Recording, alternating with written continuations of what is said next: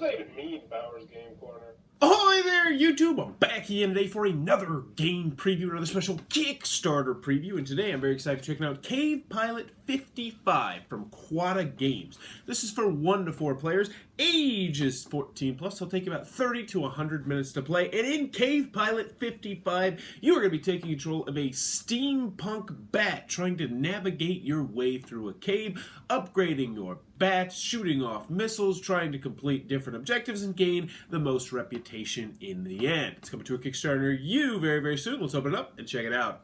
Alrighty then, we're going to take a look at what you're going to get inside of Cave Pilot 55. Before we get started, I do want to mention this is the promotional copy I have in front of me, so take everything you see here with a grain of salt.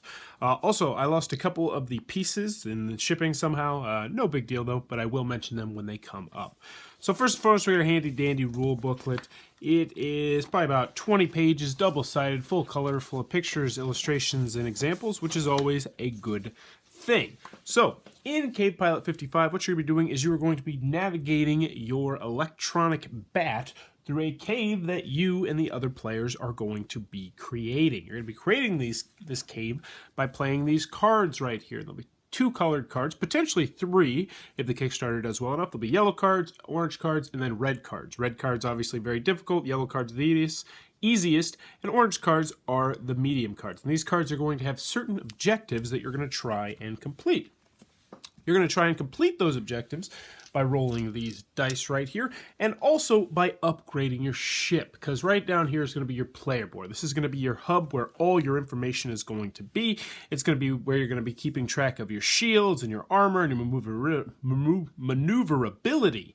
How much of the missiles you got, and whether or not you can maneuver, all sorts of different stuff like that. Also, very nice, it's going to have the turn order right there. So let's go over the components, then we'll get a little bit into gameplay. So first and foremost, we went over a board a little bit. You're also going to have some various different tokens over here, some odds and ends. You'll have green ones to keep track of various different things on your cards. You'll have red one to keep track of your damage points. Then you're also going to have these yellow and orange tokens, which you'll be using as cash so you can purchase upgrades for your ship. Next, you're going to have your player reputation, aka victory points. You're going to earn victory points mostly by going to various different spots on the board. And down here, it'll tell you how many victory points you're going to be earning on the bottom left-hand corner. So, next, you're going to have your bats right here. They will be up here. And right now, we don't have a cave yet. We have our initial cave card, which I actually did not get in the mail, but it'll look pretty much like a normal cave card, except it will have a scrap yard in it. It'll say you start here, and then you are going to have your cave exit right here. And if you're when you reach the end, you're going to get some bonus reputation. You're going to get 1 victory point for each 3 cave cards. Not normally that's going to swing the game, but it is something that I wanted to note. So, when you first start the game, what's going to happen is you're going to start right here, and most of the time what you're going to do is you're going to end up upgrading your ship with these cards out here. So let's take a look at some of the cards out here. The names really don't matter. The only thing you really need to note is down here. How much does it cost? So that's how much it costs, and also that's how much it's going to improve your ship. So for instance, if you purchase this one, you could go ahead and put it on your shield spots, because you have shield spots right down there. Maybe on your next turn, you might want to get this one, the vertical twin tail stabilizer, which obviously would go right there. So on and so forth. Now, these are going to be special yellow cards, and as you can see, I lost the top card of this one, but it is a yellow card. It just says your standard upgrade cards.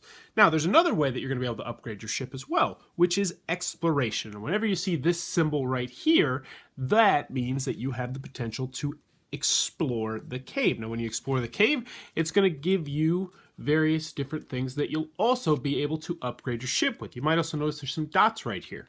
Coming back to these green cubes, those will symbolize how many times you've used this. For instance, this one's going to give you a missile, so you'll be able to shoot a missile 2 times, which is great because you can shoot missiles to harm your opponents and do some other cool things. So, what are you going to do on your turn? Let's take a look at the player turn order, and then we'll show you what's going on. So the first thing you're going to do is you're going to place a cave card. So you're actually going to be building the cave. So you can either put it right here or right there at the beginning. So we'll just plop it right there.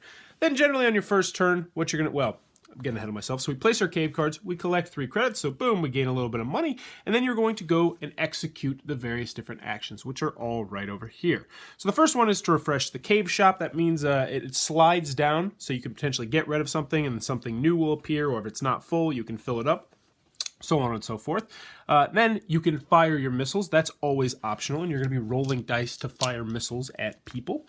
Next, you're going to be able to move, and how the moving works in the game is you can either go orthogonal. You can go to the left, or you can go up or down, but you cannot go diagonal unless, of course, you use your thruster down here, which you're going to have a limited amount of in the game. In the standard game, you're only going to be able to have 1, even though you can potentially get some exploration stuff, which might help you out with that. That's also something you can do.